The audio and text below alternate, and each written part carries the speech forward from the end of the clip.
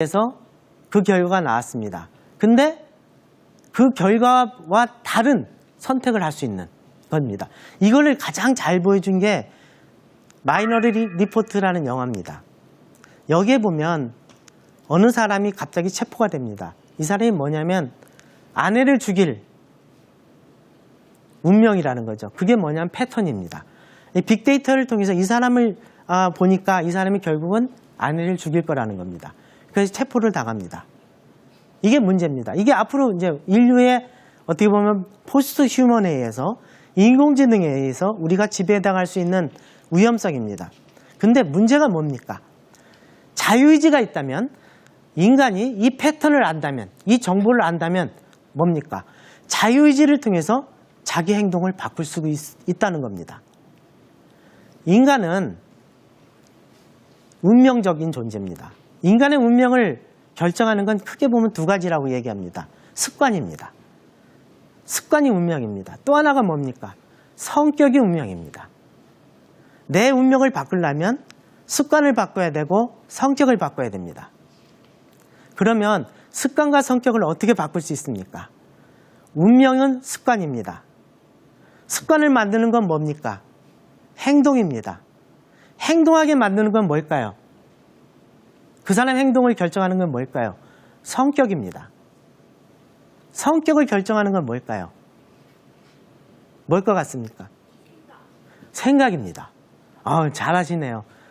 생각을 하신 거죠. 예. 그러면 어떻게 됩니까? 운명을 바꾸려면 생각을 바꿔야 됩니다. 습관이라는 게 뭡니까? 행동의 문법입니다. 성격이 뭡니까? 생각의 공식입니다. 생각을 바꾸면 운명을 바꿀 수가 있습니다. 그러면 생각을 어떻게 바꿀 수 있습니까? 영화가 참 이런 점에서 굉장히 위대합니다. 저는 영화는 가장 인문학적이라고 생각을 합니다. 여기에 관한 유명한 영화가 뭡니까? 생각을 바꾸는 인셉션입니다. 인셉션에 보면 어느 한 기업인의 그 상속자, 아들의 결정을 바꾸는 게 문제죠. 이 사람의 결정을 바꾸기 위해서 꿈을 심는 기술자를 파견을 하죠.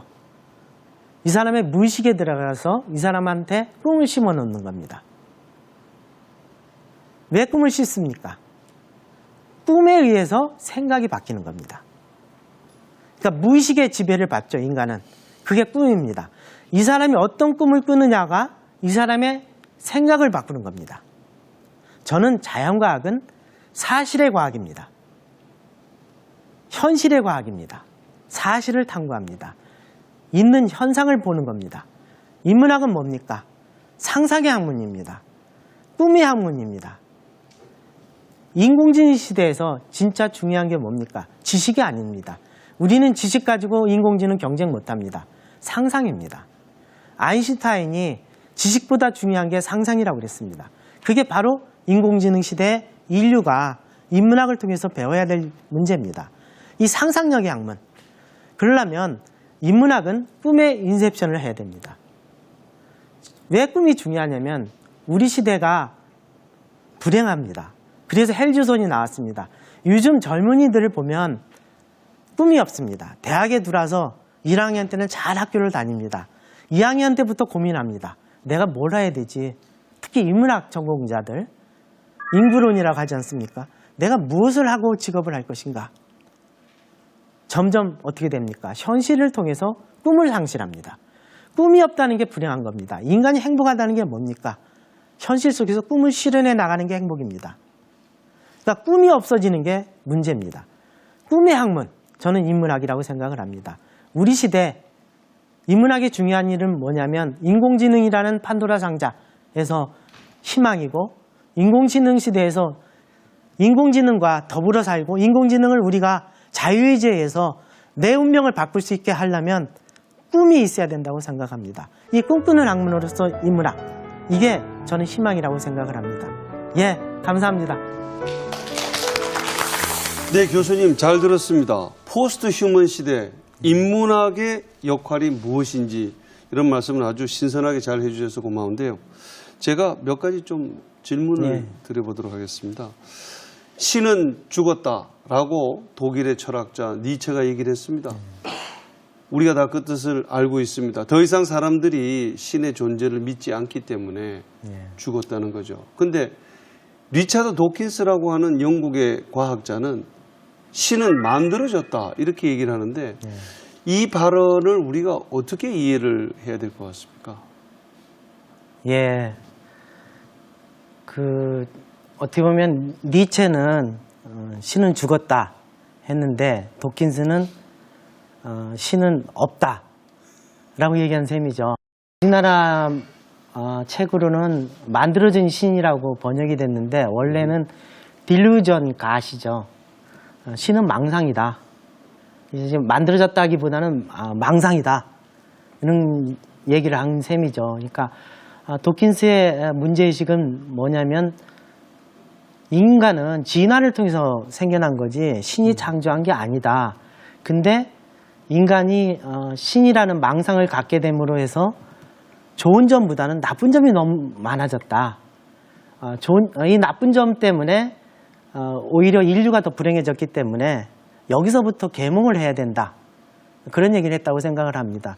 그러니까 어떻게 보면 신이라는 존재를 하나의 제가 아까 강의에서 말씀드린 허구적 전환, 하나의 허구서사 중에 하나다라고 생각을 한다는 거죠. 그러니까 없다라고 한다기보다는 가상세계다. 그리고 이게 어떻게 보면 인간의 위대함이다. 이제 이게 아까 말씀드린 그 하라리가 인간이 신을 발명했을 때 역사는 시작됐다. 어떻게 보면 신 덕분에 신이라는 굉장히 큰 허구, 그것 때문에 인간은 오늘날의 문명까지 왔다. 그러니까 뭐 그런 식으로 한번 어떻게 보면 신이라는 거에 대해서 사고의 전환을 한 게 아닐까 그렇게 생각을 합니다. 근데 지금 말씀을 들어보면 유발 하라리는 신이라고 하는 허구적 존재, 그러니까 인간의 삶을 더 풍부하게 만들어주고 더 긍정적인 방향으로 생각하는 거라고 들려지고요. 리차드 도킨스는 실제로 종교학자들 또 신학자들 이런 그 성직자들하고 뭐 활발하게 그 토론, 거의 뭐 전투적 형태의 토론을 통해서 상당히 그 부정적으로 신 존재를 믿음으로 해서 우리가 없는 걸 자꾸 있다고 얘기하는 것에 대해서 강력하게 반발하는 그런 형태를 띠고 있다고 느껴지는데 그 좀 평가가 서로 좀 다른 것 같습니다. 신의 역할에. 제가 신 얘기를 할 때마다 굉장히 많은 생각을 한 게 되면 파스칼의 내기예요. 파스칼의 내기인데 보통 신의 증명을 하는데 많이 인용하는 거잖아요. 인간이 신이 있는가 없는가 내기를 할 때 신이 있다고 하는 게 더 좋을까 없다고 하는 게 좋을까? A라는 사람은 있다고의 내기를 걸고 B라는 사람은 없다의 내기를 걸었을 때 누가 더 유리할까? 예, 얘기잖아요. 그러니까 있다고 하는 사람이 유리할 거라는 게 이제 파스칼의 주장 아닙니까? 그러니까 왜 그러냐면 있다고 믿고 살면 나쁜 짓을 안 하고 살잖아요. 근데 신이 있으면 그 사람은 구원을 받고 신이 없으면 믿어봐야 본전이죠. 근데 없다고 한 사람은 신이 있으면 큰일 나는 거죠. 확률은 반반인데 그럴 바에는 있다고 믿는 게 좋다라는 게 이제 파스칼의 신 존재 증명이라고 생각을 합니다. 근데 다시 한번 생각을 해보면 있다고 생각하는 신이 어떤 신이냐가 문제가 될 수가 있다는 거죠. 그러니까 알라를 믿는 사람은 이슬람으로 가고 예수를 믿는 사람은 기독교로 가죠. 근데 그 둘은 싸우잖아요. 그러니까 신이 있느냐 없느냐가 문제가 아니라 어떤 신을 믿느냐가 문제가 됐을 때는 그 문제를 어떻게 해결할 것인가. 이게 저는 도킨슨의 문제의식이라고 생각을 합니다. 그럴 바에는 우리가 진화를 가지고 설명할 수 있는데 왜 굳이 신이라는 걸 망상을 가지고 와서 이 분쟁을 낳는가? 라는 게 이제 도킨스의 생각이라고 보여집니다. 프란시스 후쿠야마라는 이 역사학자 또는 역사 철학자라고 볼 수 있겠죠. 역사는 종말을 맞이했다. 라고 얘기할 때 그 역사는 해결적 관점에서 이데올로기의 대립이 있을 때, 소위 말해 좌우 진영의 대립이 있을 때 역사는 계속 진보하고 있는 것인데 예. 좌우 이데올로기의 대립이 끝나고 이제 자유민주주의의 승리가 확실시된 시점에서는 역사는 종말했다. The end of history라는 유명한 책을 썼는데 그 하라리가 얘기하는 역사는 또 어떤 의미인지 궁금합니다. 그러니까 제가 아마 강의에서 그런 말씀을 드렸는데요. 그러니까 후쿠야마 책은 아마 1989년 그러니까 현실사회주의 몰락할 쯤에 나온 책이죠. 그 책에서 말하는 역사가 끝났다는 말은 진보로서의 역사가 끝났다는 얘기죠. 이제 진보로서의 역사가 끝났다는 말하면 역사가 완성됐다는 의미 아닙니까? 해결적인 그렇죠. 의미에서 그게 자유민주주의다. 그러니까 사회주의적인 시스템은 끝난 거고 역사는 이제 자유민주주의를 향하는 열차. 그리고 차이는 시간표밖에 없는 거다. 이게 이제 후쿠야마의 태제입니다. 그러니까 후쿠야마는 역사를 진보라는 방식으로 본 거죠.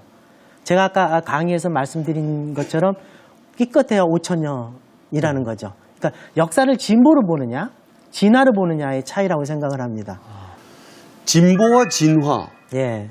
어떻게 다를까요? 그러니까 과연 인간이 진화가 아까 우주의 관점을 얘기를 하셨는데 인간이 과연 우주의 관점을 이해하고 설명할 수 있을까요?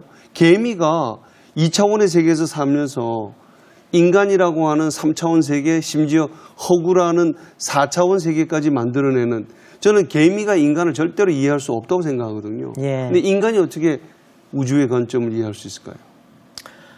아까 제가 강의에서 이제 커즈와일 얘기를 했는데요. 그러니까 이게 좀 논란이 될 수 있다고 생각을 하지만 지능의 탄생, 이 우주의 역사에서 가장 중요한 순간이다. 그러니까 지능이라는 게 자연의 한계를 넘어서 인간이 상상을 가지고 세상을 바꿀 수 있는 거다. 이제 이게 우리가 바꾼 세상이잖아요. 이게 지능이 문제라는 거죠. 그러니까 진화를 통해서 인간이 지능에까지 왔고 그러므로 해서 우주적인 차원에서 생각을 한다는 거죠. 저는 진화라는 것 자체가 뭐냐면 만물은 다른 모든 것과 서로 연결돼 있다. 그러니까 모든 것은 다른 모든 것과 연결돼 있다. 그러니까 인간 중심적으로 생각하는 게 아니라 우리 인간이라는 이 생명체가 나오기까지 수많은 우주적인 사슬이 있는 거다. 이런 연결 관계 속에서 우리가 현재 이 지점에 와 있고 어디로 가는가의 문제는 결국은 모든 우주가 하나로 연결돼 있다. 이런 차원이라고 생각을 합니다. 그러니까 이런 차원까지 생각할 수 있는 게 지능이고 이거를 어떻게 만든가를 방식이 진화라고 생각을 한 거죠. 근데 그냥 이 지능의 차원부터 시작하는 것이 진보라고 생각을 합니다. 근데 이 지능이 어디서 왔는 것까지 넓혀서 생각하는 게 진화지 않느냐. 그러니까 역사가 여태까지 진보만 가지고 얘기를 하다가 진화로 하다 보니까 역사학이 자연과학과 만나고 이제 융합을 해야 된다. 우리 시대는 이제 융합이 화두가 돼서 그러니까 분과학문이 아니라 융합을 통해서만이 이 문명사적인 문제 그러니까 우주적인 차원에까지 확장할 수 있는 게 아니냐. 이게 저는 이제 진화와 진보의 차이라고 생각을 합니다. 네, 오늘 좋은 말씀 들려주시고 포스트 휴먼 시대 인문학의 역할이 무엇이고 그 핵심은 우리가 누구인지를 알아야 한다는 그런 좋은 말씀이었습니다. 여러분들 장시간 시청해 주셔서 감사합니다. 네, 고맙습니다.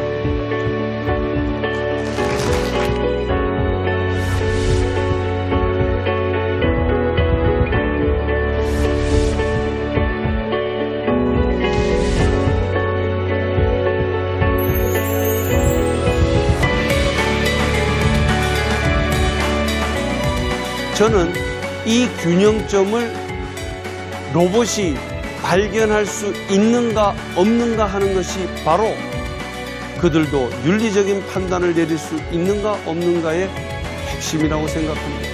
그런데 이제 이 로봇이 스스로 명령하고 스스로 판단하고 이제 심지어 인간에게 지시를 내릴지도 모른다는 이런 상황에 직면을